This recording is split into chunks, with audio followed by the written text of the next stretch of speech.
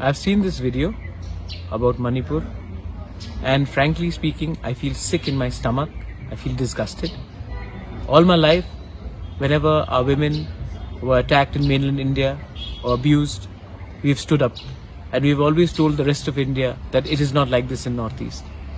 But today I feel for the first time in my life ashamed that this has happened in our backyard. The Chief Minister today has said that he's shocked after seeing the video. Come on, he's the Home Minister. It's a small state, Manipur.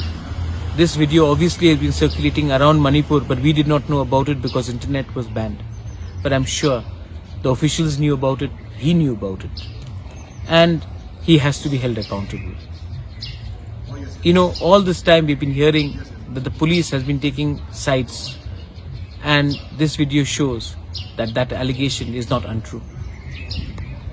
The Prime Minister has spoken today, the Chief Justice of India has spoken today, but we need to speak up also. I think time has come for heads to roll. And the demand for a separate administration obviously comes when you see the administration in Manipur itself trying to take side over one community over other.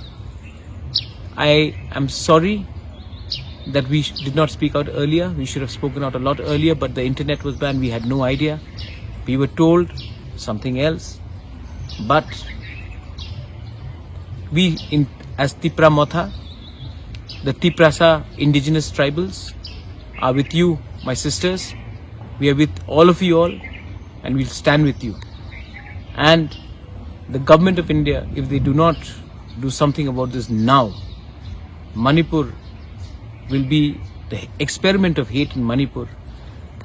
The role of the politicians in this experiment of hate in Manipur, if they do not go today, I don't know how long Manipur will remain intact.